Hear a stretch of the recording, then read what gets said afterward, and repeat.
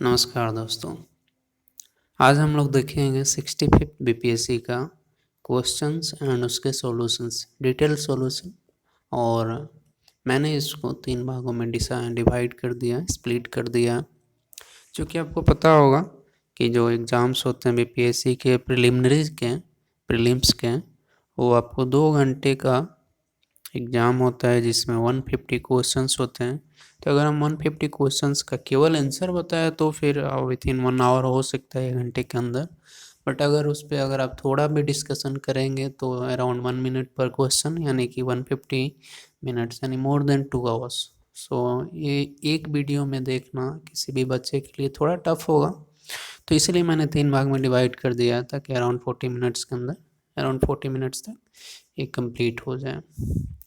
तो चलिए हम लोग शुरू करते हैं और देखते हैं कि क्या क्या क्वेश्चंस आए थे। ये तो आपका है जो इंस्ट्रक्शंस है, आप पढ़ सकते हैं रोक करके। और सबसे ज़रूरी जो बात है कि 2 घंटे में 150 क्वेश्चंस होते हैं और इसमें नेगेटिव मार्किंग नहीं होता है। ठीक है, तो दोस्तों अगर आप इसे अटैम्प्ट करने जा रहे हैं जो 66 जो 66वीं जो आ रही है एग्ज़ाम, अगर आप अटैम्प्ट करने जा रहे हैं तो मेक श्योर कि आप पूरा का पूरा क्वेश्चन बना करके आएँ। क्योंकि हो सकता है कि अगर आप अराउंड 15-20 अगर आपसे नहीं भी हो रहे हैं, अगर आप फिलअप कर देते हैं तो हो सकता है उसमें 5-10 आपको सही हो जाए, और वहीं 5 क्वेश्चन जो आपका सही होगा वो आपका हो सकता है कट ऑफ डिसाइड करें। तो मेरा यही आपका सजेशन रहेगा कि अगर आप जा रहे हैं तो पूरे क्वेश्चंस बना करके आएँ। और ये जो आंसर जो है, जो मैंने आपको टिक किया, ये आपका बीपीएससी के द्वारा जो रिलीज़ किया गया आंसर की है, उससे मैच करके मैंने किया है।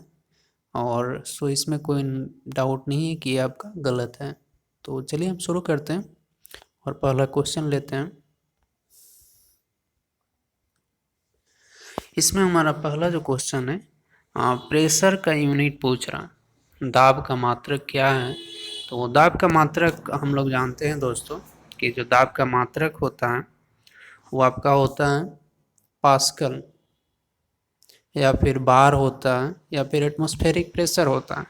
बट यहाँ पे वैसा कुछ यूनिट दिया नहीं है, ये आपको कुछ डायमेंशनल यूनिट में आप पूछ रहा है। तो डायमेंशनल यूनिट भी हम निकाल सकते हैं, उसके लिए आपको पता होना चाहिए कि प्रेशर किसको बोलते हैं। प्रेशर बोलते हैं force per unit area. Let me right.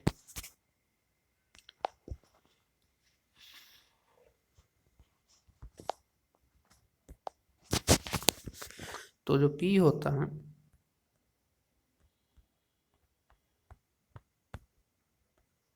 Force per unit area, और फोर्स को हम लोग जानते हैं F equal to M A होता है, mass into acceleration. So M का हो गया केजी और एक्सेलरेशन का हो गया मीटर पर सेकेंड स्क्वायर।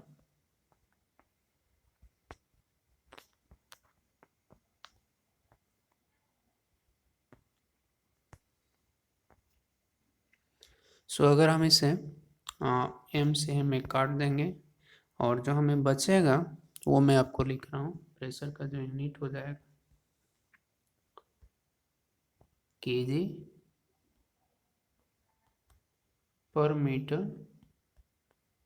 पर सेकेंड स्क्वायर। सो ये जो आपका होगा,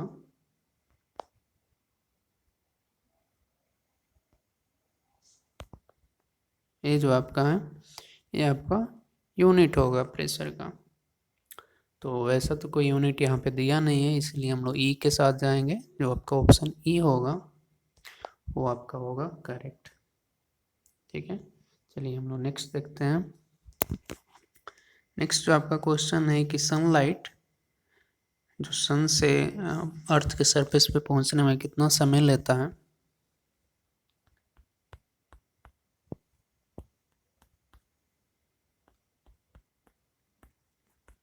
अगर ये अर्थ है और ये सन है, तो अगर हमें पता हो कि डिस्टेंस कितना है, क्योंकि हमें स्पीड तो पता है लाइट का, सी का जो सी, अगर लाइट का स्पीड है तो होता है 3 × 10⁸ मीटर पर सेकेंड। तो हमें स्पीड पता है और डिस्टेंस भी हमें पता है अर्थ से सन का जो डिस्टेंस है वो आपका है 14.98 करोड़ किलोमीटर, 14.98 करोड़ किलोमीटर है। और सी जो आपका है जैसे मैंने बताया 3 × 10⁸ मीटर पर सेकेंड। ठीक है, तो इसे हम डिवाइड कर सकते हैं, तो जो भी आएगा वो आपका टाइम हो जाएगा। और जो अप्रॉक्स टाइम हम निकालते हैं वो होता है 8.20, यानी कि 8 मिनट 20 सेकेंड्स आते हैं। तो यहाँ पे एग्जैक्ट तो नहीं दिया, बट अप्रॉक्स में हम मार सकते हैं कि जो 8 आपका होगा 8 मिनट आपका करेक्ट आंसर होगा। चलिए दोस्तों, हम नेक्स्ट क्वेश्चन पे चलते हैं। नेक्स्ट जो क्वेश्चन है आपका वो आपका है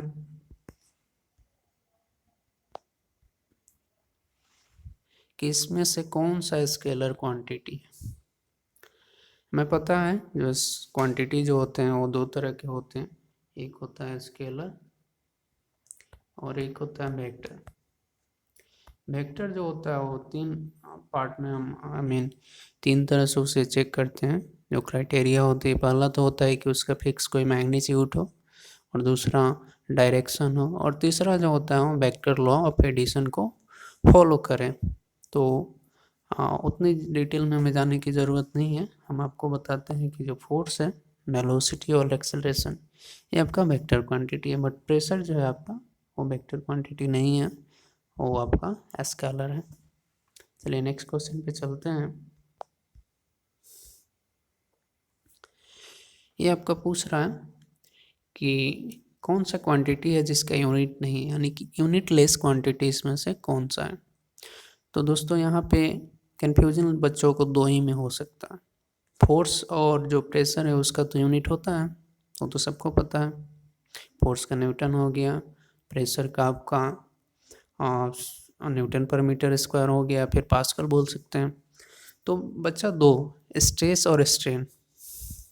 स्ट्रेस जो होता है वो मैकेनिकल बच्चे अच्छी तरह से जानते होंगे। स्ट्रेस जो होता है किसी सरफेस पे जो फोर्स जो अप्लाई होता है, यानी कि फोर्स पर यूनिट एरिया, यानी कि जो इसका जो यूनिट होता है ऑलमोस्ट आपका प्रेशर से मैच करता है। मैच नहीं, सेम ही होता है, न्यूटन पर मीटर स्क्वायर इसका यूनिट हो जाता है। तो इसमें तो नो डाउट कि तब आपको बचा स्ट्रेन। स्ट्रेन जो होता है वो आपका यूनिटलेस होता है।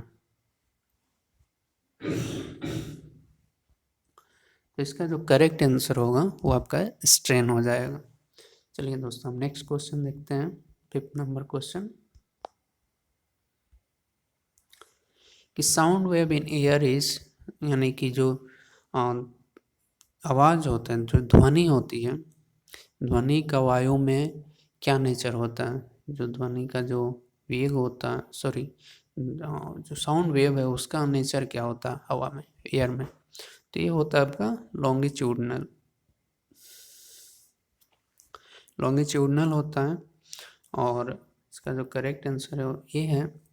हम लोग पढ़ते हैं लॉन्गिट्यूडनल और ट्रांसवर्स, इलेक्ट्रोमैग्नेटिक, ये सारे वेव्स। हम आपको थोड़ा सा डिटेल में आपको बताते हैं कि ये होता क्या है एक्चुअली। लॉन्गिट्यूडनल वेव उसे बोलते हैं जो वेव का डायरेक्शन है, इधर वेव आपका प्रोपगेट कर रहा है, और हमें पता है कि जो पार्टिकल्स होते हैं, वेव पार्टिकल्स, उसी के थ्रू जो भी है वो प्रोपगेट करता है। तो जो पार्टिकल होते हैं लॉन्गिट्यूडनल में, वो बैक एंड फोर्थ मोशन में होते हैं, सेम ही डायरेक्शन में। जैसे ये आपका वेव का डायरेक्शन है, तो ये पार्टिकल है, पार्टिकल अप के आगे और पीछे ऐसे करके मूव करते हैं। ठीक है, बट अगर आप ट्रांसवर्स में जाते हैं, तो ट्रांसवर्स में सपोज करिए कि आपका वेव का जो डायरेक्शन है ये है, तो जो पार्टिकल होंगे वो इसके परपेंडिकुलर, ये 90 डिग्री पे ये आपको ऐसे प्रोपेगेट करते हैं। ठीक है, सॉरी। तो और जो इलेक्ट्रोमैग्नेटिक होता है, इलेक्ट्रोमैग्नेटिक ट्रांसवर्स का ही एक केस आप बोल सकते हैं। इसमें क्या होता है कि जो इलेक्ट्रिक और मैग्नेटिक फील्ड होते हैं वो परपेंडिकुलर होते हैं, इसमें परपेंडिकुलर होते हैं। ये जो वेव प्रोपेगेट होता है उसमें इलेक्ट्रिक और मैग्नेटिक दोनों को 90 डिग्री पे होना होता है। तो ये सारे वेव्स हैं। चलिए आगे चलते हैं। ये आपका है कन्वर्जन है। अब ये आपका बहुत ही बेसिक क्वेश्चन है कि फ़ारेनहाइट को डिग्री सेल्सियस में कन्वर्ट करना है या फिर डिग्री सेल्सियस को फ़ारेनहाइट में कन्वर्ट करना है या केल्विन में कन्वर्ट करना है। ये सारे टेम्परेचर की यूनिट है सब। तो इसके लिए एक बेसिक सा फार्मूला आता है जो मैंने यहाँ पे लिख दिया, आप देख सकते हैं। F इक्वल टू 9/5 और से C रिप्रेजेंट्स फॉर सेल्सियस +32। ठीक है, सॉरी। तो अगर इसे हम यहाँ पे पुट करते हैं, यहाँ पे 50 डिग्री को हमें चेंज करना है, तो 5 से हम C के जगह हम रिप्लेस किए हैं, तो 50 को हम 10 से कटा सकते हैं 5 से, तो 9 इंटू 10 हो जाएगा 90 प्लस 32, यानी कि जो आपका बच हो जाएगा, सॉरी 122। तो इसका जो करेक्ट आंसर है 122। ठीक है, चलिए नेक्स्ट क्वेश्चन देखते हैं। नेक्स्ट है कि what is measured in hertz, यानी कि पूछ रहा है कि इनमें से किसका हर्ट्ज जो है वो यूनिट है। तो हमें पता है फ्रीक्वेंसी का जो होता है वो हर्ट्ज होता है। फ्रीक्वेंसी यानी कि पर सेकंड में कितनी बार वो सर्कुलेट हो रहा है या कितनी बार वहाँ से वाइब्रेट कर रहा है, उससे फ्रीक्वेंसी हम बोलते हैं। यानी कि पर सेकंड कितनी बार वो चीज़ें हो रही है। ठीक है, तो उसे या इसका जो आंसर होगा फ्रीक्वेंसी होगा। इसमें बहुत ही बेसिक सा क्वेश्चन था, अगर आप दूसरे ऑप्शंस को चेक करेंगे तो आप करेक्ट आंसर मार सकते हैं। जैसे एनर्जी का तो जूल होता है, हीट का भी जूल या कैलोरी बोलते हैं, और क्वालिटी तो यूनिटलेस एक तरह से कुछ रेटिंग जैसा हो गया कि 5 स्टार हो गया, या फिर आप आउट ऑफ 10 उसको मार्क कर रहे हैं कि 8 है आपका।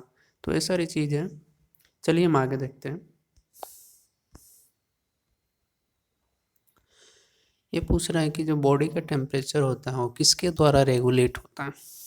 ठीक है, तो इसमें 4 ऑप्शन है, एक्चुअली 5 है, तो 5 में पाँचवा जो ऑप्शन है, एक्चुअली मैं आपको इस पर कुछ और बोलना चाहूँगा। जो पाँचवा ऑप्शन इसमें दे रखा है बीपीएससी में, और किसी भी पीएससी के एग्ज़ाम में नहीं है, और ये बहुत ही डेंजरस है एक तरह से। मैं आपको बताता हूँ क्यों।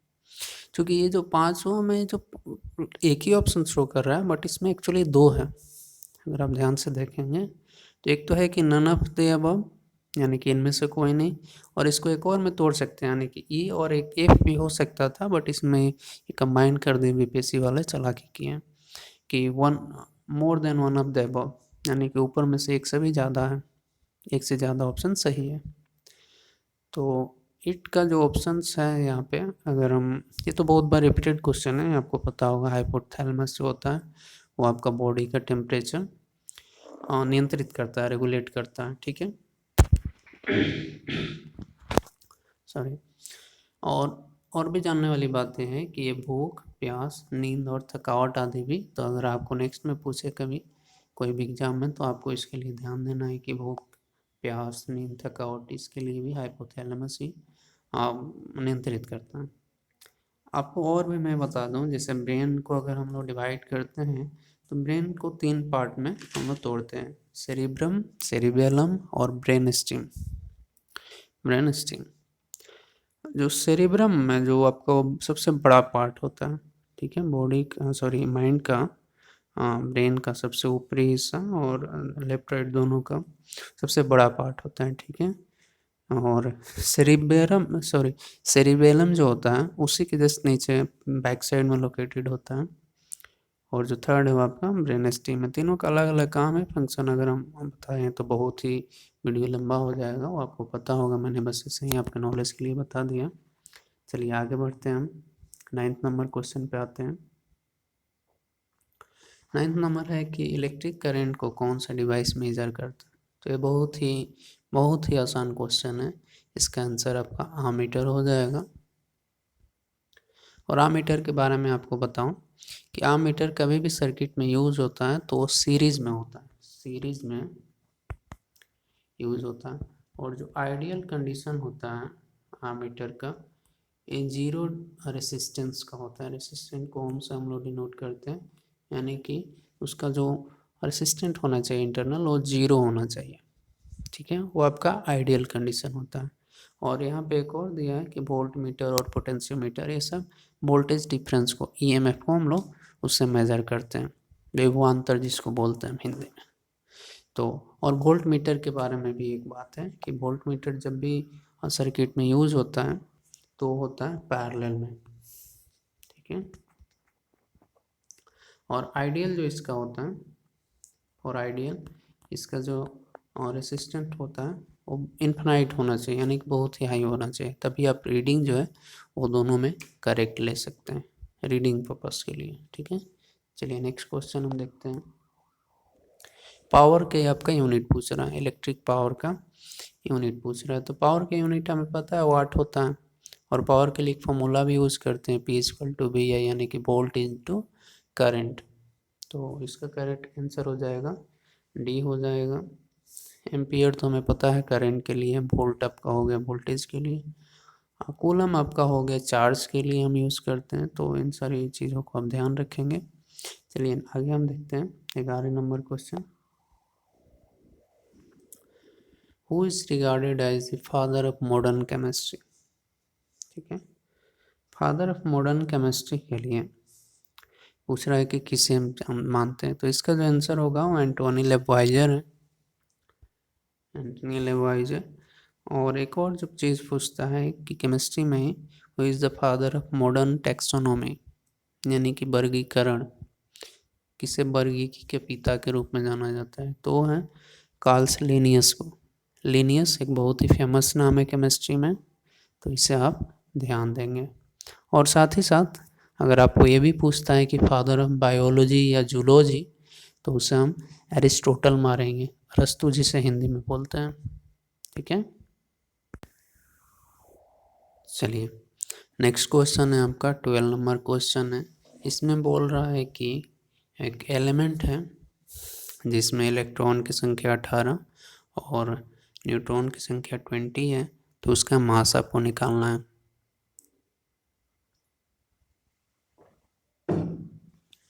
तो आपको पता होगा किसी भी अगर वो चार्ज नहीं है, अगर उस पर कोई चार्ज या तो गेन या लॉस नहीं है, तो जो इलेक्ट्रॉन की जो संख्या होती है वहीं आपका प्रोटॉन की संख्या होती है, N=P होता है, सॉरी इलेक्ट्रॉन=P होता है।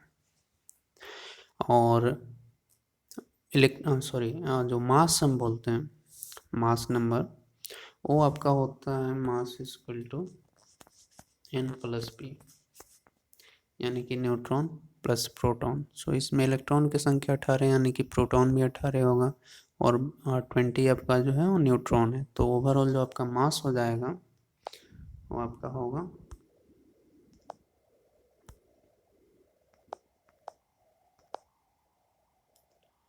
मास जो हो जाएगा 20 + 18, यानी कि 38 जो आपका है, 38 आपका करेक्ट आंसर हो जाएगा। चलिए नेक्स्ट देखते हैं।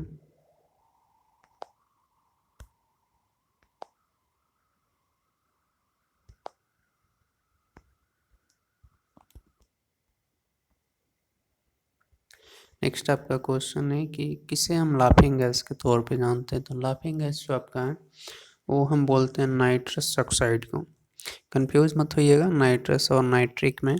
नाइट्रिक ऑक्साइड हम बोलते हैं NO, जो NO होता है इसे हम नाइट्रिक ऑक्साइड बोलते हैं। और ये ब्लड के सर्कुलेशंस में मदद करता है, हमारे बॉडी में ब्लड का सर्कुलेशन जो वेसल्स में होते हैं उसमें मदद करता है। तो नाइट्रिक ऑक्साइड का दूसरा काम है, नाइट्रस ऑक्साइड का लाफिंग गैस के तौर पे यूज़ करते हैं। तो इसका आंसर हो जाएगा बी। नेक्स्ट जो क्वेश्चन है आपका, इसमें पूछ रहा है कौन सा एलिमेंट का टाइप नहीं है। तो ये बहुत ही बेसिक सा क्वेश्चन है। एलिमेंट हम लोग डिवाइड करते हैं 3 पार्ट में, मेटल, नॉन मेटल और मेटलॉइड्स। मेटलॉइड्स यानी सेमी मेटल। तो यहाँ पे जो गैसेस जो दिया है, तो गैसेज आपका करेक्ट आंसर हो जाएगा कि आपका एलिमेंट का टाइप नहीं है। नेक्स्ट क्वेश्चन है आपका कि pH value of water. Water का जो pH वैल्यू है वो क्या होता है। तो वाटर जो होता है वो न्यूट्रल होता है, यानी कि जो पीएच वैल्यू होगा उसका 7 होगा, हमें पता है। जो पीएच स्केल पे हम जो चीज़ें चेक करते हैं वो 0 से 14 के बीच होते हैं। 0 से 7 जो होता है वो एसिडिक होता है, और 7 से ऊपर जिसका पीएच होता है वो आपका बेसिक होता है, यानी कि अल्कलाइन होता है। और इसे हम निकालते कैसे हैं, उसके लिए एक फॉर्मूला आता है कि pH equal to minus log, ये होता है हाइड्रोजन का कंसंट्रेशन का लॉग लेते हैं और उससे हम पीएच निकालते हैं। तो ये आपका फॉर्मूला है। और एक और चीज़ पूछता है कि ब्लड जो होता है, ब्लड का पीएच मान क्या होता है, तो उसको आप ज़रूर याद रखिएगा, 7.4।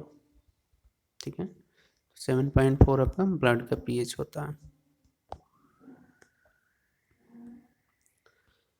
नेक्स्ट जो आपका क्वेश्चन है वो आपका पूछ रहा है कि जो ग्रीन हाउस गैसेज है उसके मेन कंपोनेंट कौन है।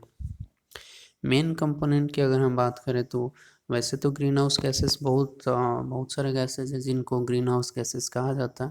पहले तो आप जान लें ग्रीन हाउस गैसेस बोलते किसको हैं।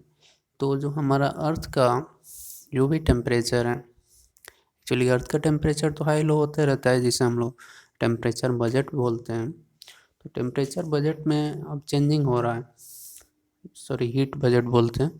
तो हीट बजट में जो हमारा है वो चेंजिंग हो रहा है, क्योंकि होता क्या है डे में, हाँ, जहाँ पे सनलाइट पड़ते हैं अर्थ के सरफेस पे वहाँ पे हीटिंग होता है, रेडिएशंस के थ्रू हीट ऑब्जॉर्ब होती है जो सरफेस पे जो हैवी गैसेज होती हैं उनके द्वारा, और बाद में उसे रिलीज हो जाता है और फिर से एटमॉस्फेयर में जो ऊपर का लेयर है जो ठंडा होता है फिर ऊपर की तरफ हीट चला जाता है।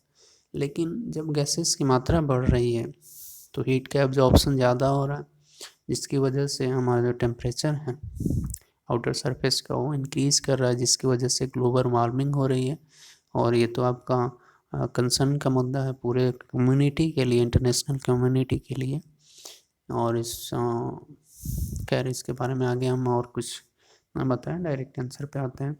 तो मेन जो कंपोनेंट होता है वो तो आपका जो भी ऑप्शन है सारे के सारे, carbon dioxide, methane, nitrous oxide, ozone, water vapour भी है इसमें। तो इसका आंसर इसलिए हम ई मारेंगे, यानी कि एक से ज़्यादा इसमें से, और हम ई के साथ जाएंगे।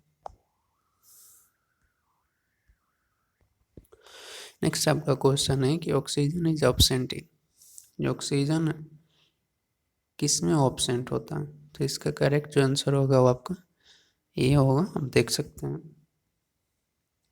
तो ये आपका है केरोसिन है। तो केरोसिन इसीलिए, इसका एक एग्जांपल मैं आपको बता दूं, जैसे जो सोडियम होता है जिसे हम बहुत ही एक्टिव मेटल बोलते हैं, जैसे ही वो एयर के कांटेक्ट में आता है और तुरंत ब्लास्ट कर जाता है, तो उसे हम केरोसिन में डाल करके स्टोर करते हैं ताकि वो उस कोई रिएक्शन नहीं हो पाए। तो इससे आप ध्यान रखिए कि जो केरोसिन होता है उसमें ऑक्सीजन जो होता है वो एब्सेंट होता है। चलिए नेक्स्ट क्वेश्चन देखते हैं हम। Natural rubber is a polymer, natural rubber जो है वो किसका पॉलीमर है, बहुलक किसका।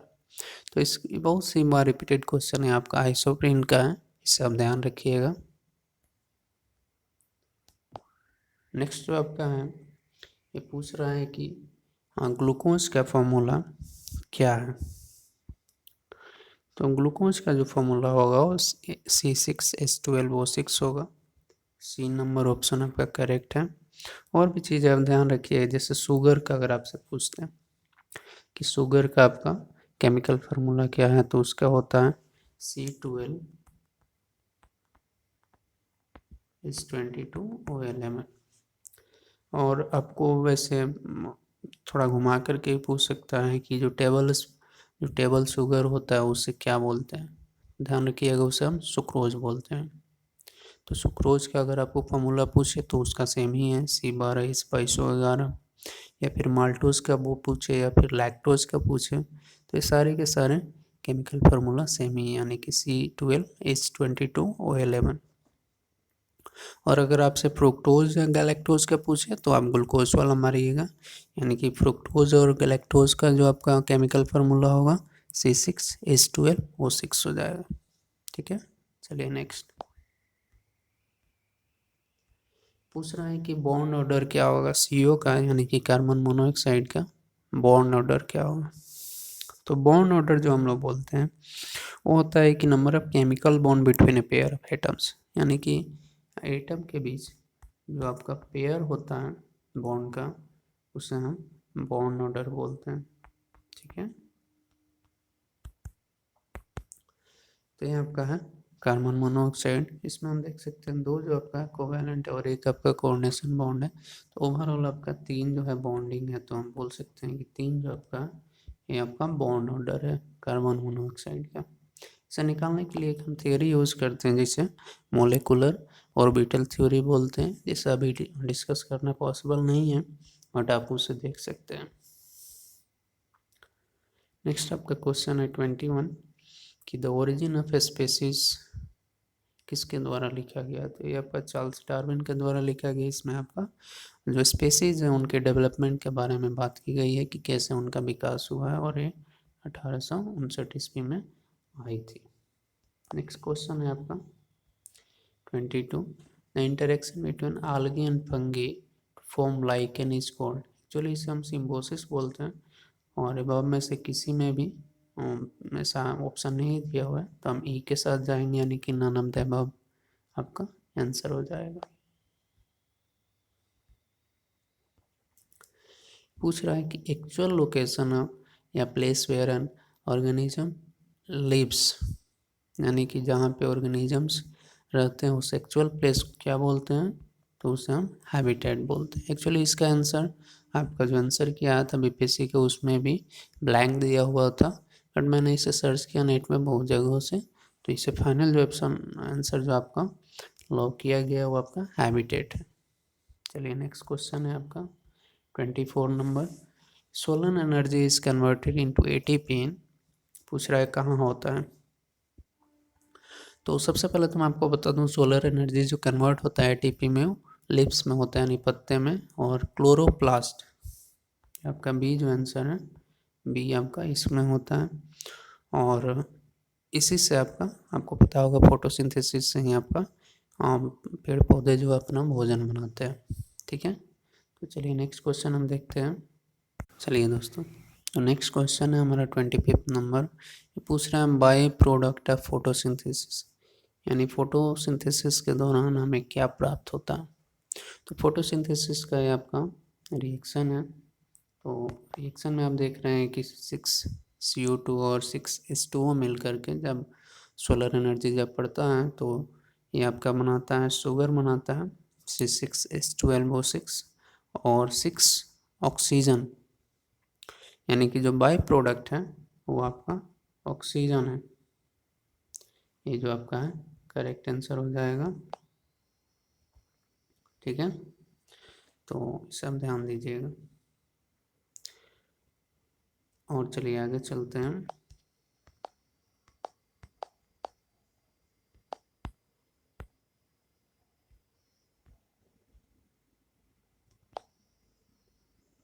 नेक्स्ट आपका क्वेश्चन है 26 नंबर। ये पूछ रहा है कि बोन के स्टडीज़ को, यानी कि जिसमें हम लोग हड्डियों के बारे में पढ़ाई करते हैं उसे उस ब्रांच को क्या बोलते हैं।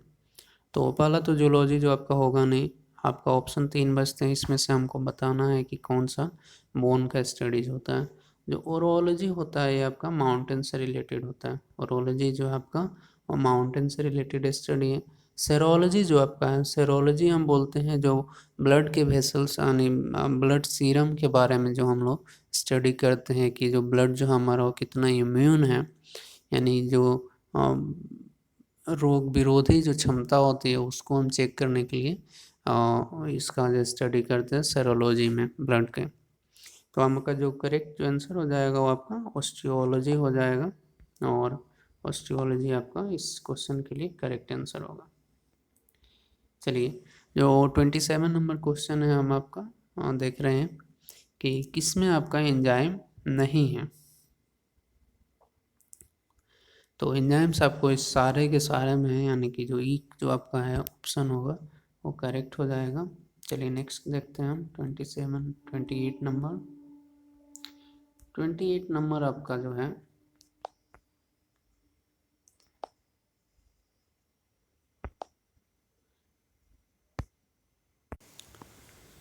ठीक, तो हमारा जो नेक्स्ट जो क्वेश्चन है, सॉरी 28 नंबर, इस क्वेश्चन को आप पढ़ें।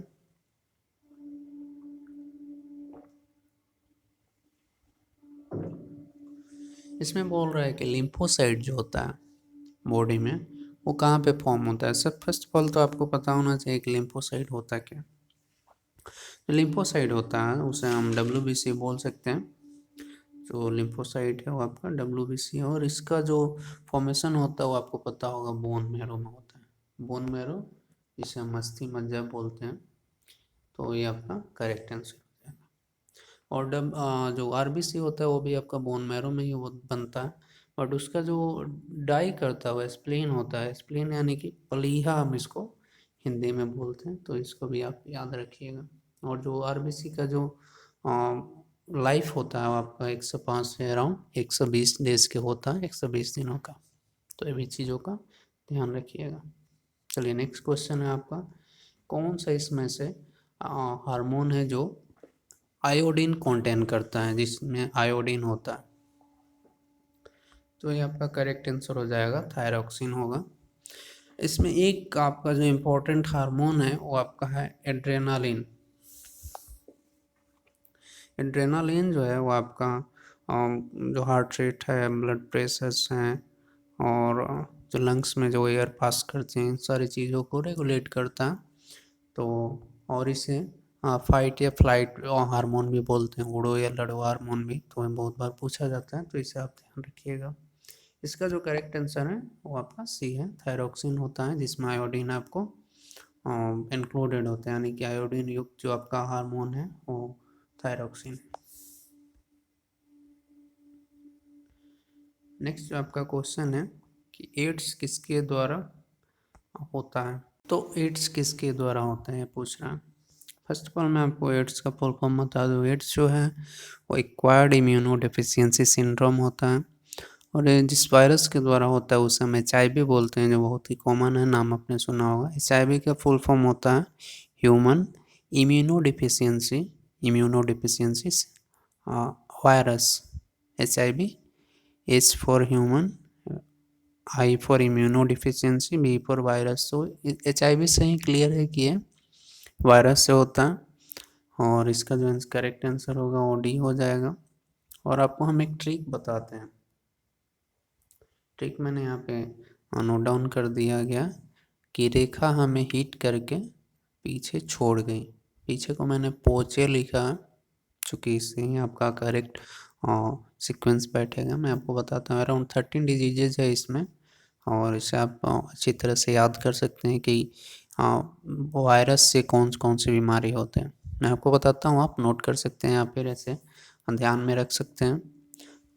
आर से जो रे है, रे से रेबीज होगा, खा से खसरा होगा, ह से हर्पिस होगा, मे से मेनिंजाइटिस होगा, ही से होगा हेपेटाइटिस, ट से होगा ट्रैकोमा। करके यहाँ पे करके से कोई वैल्यू नहीं है, यानी कि करके का कोई यूज नहीं है, बस रिदम के लिए रखा गया है कि रेखा में हिट करके पीछे छोड़ गई।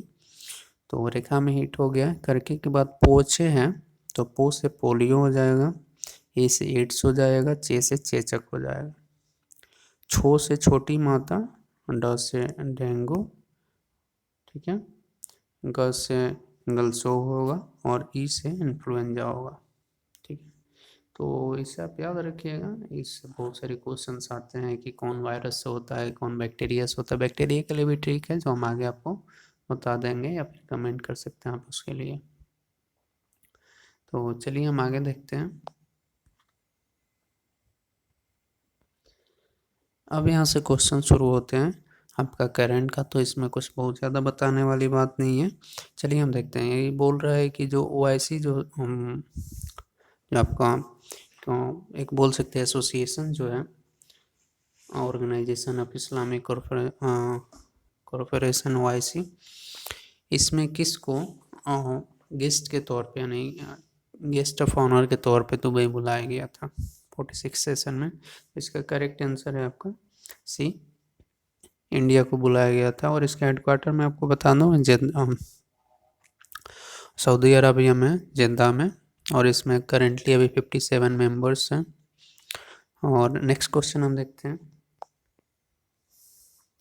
बोल रहा है कि इसरो और CNES एक रिसेंटली में एक एग्रीमेंट साइन किया था जॉइंट मैरीटाइम सर्विलेंस सिस्टम के लिए। तो CNES कहाँ की है? तो ये आपका है फ्रांस का। सी आपका करेक्ट आंसर हो जाएगा। और इसका जो फॉर्मेशन जो है आपका 1961 में हुआ था। और CNES का फुल फॉर्म इसका जो है national centre for space studies है। ये आपका इंग्लिश में है, इसका तो वैसे वो फ्रेंच में कुछ दूसरा होगा।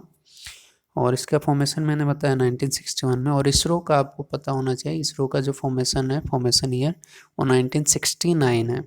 और इसे याद करने के लिए आप ये समझ सकते हैं जो बैंकॉक का नेशनलाइजेशन हुआ था 1969 में, और सेम ईयर इसरो का भी फॉर्मेशन हुआ था। चलिए नेक्स्ट हम क्वेश्चन देखते हैं। ये पूछ रहा है कि पराग्वे का कैपिटल कहाँ है, जहाँ पे वाइस प्रेसिडेंट श्री वेंकैया नायडू जी ने रिसेंटली विजिट किया था। तो इसका ये ऑप्शन होगा, इसका है असंसियन। चलिए नेक्स्ट क्वेश्चन देखते हैं। ये बोल रहा है कि यूनाइटेड नेशन का एनवायरमेंटल असेंबली का 4th सेशन कहाँ पे रिसेंटली हेल्ड हुआ है, कहाँ पे हुआ है? तो इसका करेक्ट आंसर हो जाएगा डी, नैरोबी केन्या में। और एक और चीज़ मैं आपको बता दूँ, इसका जो हेड क्वार्टर है यूनाइटेड नेशन एनवायरमेंटल असेंबली, इसका हेड क्वार्टर भी नैरोबी केन्या में ही है। और इसका फॉर्मेशन आपको 1972 में हुआ था। ठीक है, ये भी चीज़ याद रखिएगा। नेक्स्ट क्वेश्चन है आपका 35 में कि which edition of the Indian sign language dictionary was released by the government of India government in March 2019। तो इसका करेक्ट आंसर ये हो जाएगा फर्स्ट। 36 है कि गोवा में चीफ जो मोहन पारिकर थे उनके डेथ के बाद कौन चीफ मिनिस्टर बना था? तो आपका प्रमोद सावंत है, बहुत यूथ लीडर है और करंट में भी अभी यही चीफ मिनिस्टर है। नेक्स्ट जो आपका है पूछ रहा है कि जो गांधी पीस प्राइस है, इंटरनेशनल गांधी पीस प्राइस है, इसके विनर कौन है 2018 के लिए? तो योहोई ससाकावा जो है ये आपका विनर है। ये करंट का क्वेश्चन है। नेक्स्ट आपका है कि फर्स्ट आपका कैमल हॉस्पिटल कहाँ पे ओपन हुआ है वर्ल्ड में? तो ये आपका है दुबई में। ये भी आप याद रखिएगा। नेक्स्ट पूछ रहा है कि men's single Yonex all England open badminton champion 2019 के विनर कौन है? तो ये आपका सी आंसर होगा, केंटो मोमोटा। ठीक है, नेक्स्ट क्वेश्चन है आपका कि एक एग्रीमेंट हुआ है इंडिया के साथ, उसका नाम है the new Delhi declaration on Asian rhinos 2019। उसमें 5 देश हैं, फिफ्थ कौन है? 4 यहाँ पे दिया हुआ है, India, Nepal, Malaysia, Indonesia. Fifth जो आपका भूटान है। इसे आप याद कीजिए, अभी आपका करंट का क्वेश्चन है। 41 आपका पूछ रहा है कि who is the second fastest batsman to score 25 century, 25 शतक, सॉरी 25 शतक लगाने वाले सर डॉन ब्रैडमैन के बाद कौन खिलाड़ी बना है टेस्ट में? तो वो आपका है स्टीव स्मिथ। बहुत सारे बच्चों ने इसमें गलती की है कि विराट कोहली को मारा है, जो कि गलत है, ये आपका स्टीव स्मिथ है। नेक्स्ट क्वेश्चन है आपका 42 नंबर कि 2019 के जुलाई में जो आपका चंद्रयान 2 लॉन्च हुआ था, जो बहुत ही चर्चित रहा था, वो कहाँ से लॉन्च किया गया था? ये लॉन्च का पूछ रहा है किस स्टेट से? तो जो आंसर होगा इसका वो आपका होगा आंध्र प्रदेश। आंध्र प्रदेश के नौलोर में जो लॉन्चिंग पैड है जिसका नाम श्रीहरिकोटा है, वहाँ से इसे लॉन्च किया गया था। तो आंसर इसका करेक्ट होगा बी।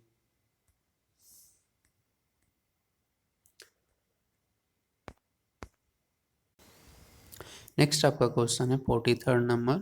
इसमें पूछ रहा है जो रिसेंटली में जो ब्रेक्सिट जो चल रहा है इंग्लैंड में, यानी कि जो यूरोपियन यूनियन से जो बाहर आने की जो प्रोसेस है, उसमें बहुत सारे प्राइम मिनिस्टर्स ने अभी तक रिजिग्नेशन दे दिया। उसमें से लास्ट जो है आपका थेरेसा में है। और ये आपका कंजर्वेटिव पार्टी से थी। इनके रिजिग्नेशन के बाद जो बोरिस जॉनसन थे उन्होंने पद को संभाला है।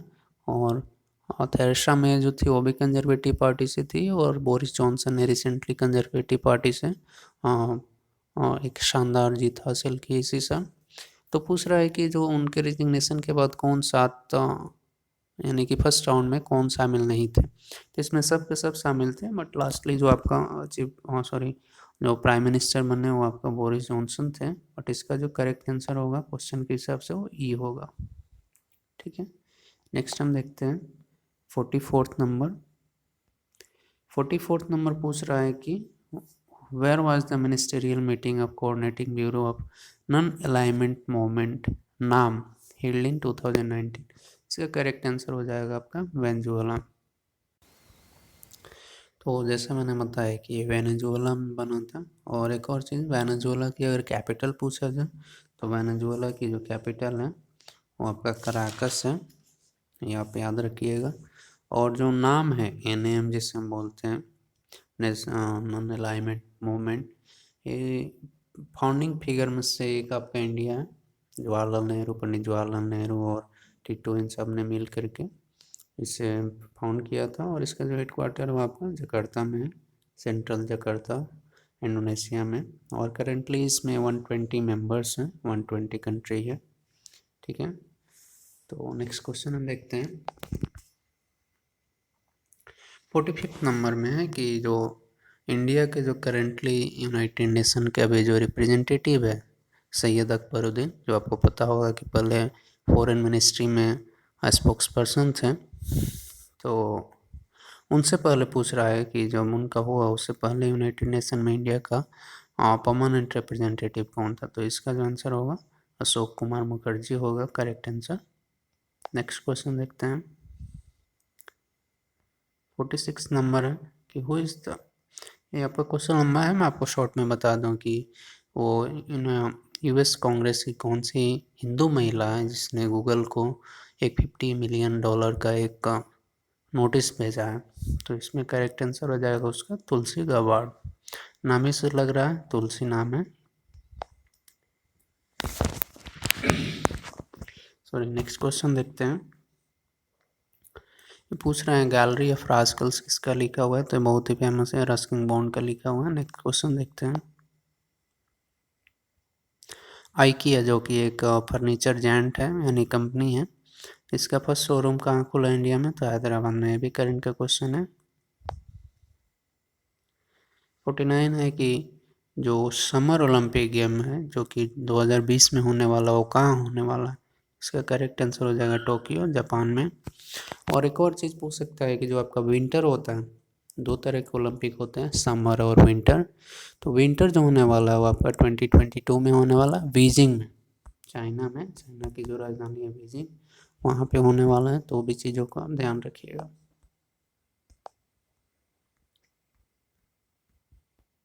लास्ट जो हमारा क्वेश्चन है वो है आपका कि यूनेस्को ने जो पीरियोडिक टेबल है उसका कौन सी वर्षगांठ भी मनाया है रिसेंटली में। तो ये आपका होगा 150th 150th 150वीं वर्षगांठ मनाया, जो कि जो फर्स्ट जो एक स्टैंडर्ड जो पीरियोडिक टेबल दिया था वो था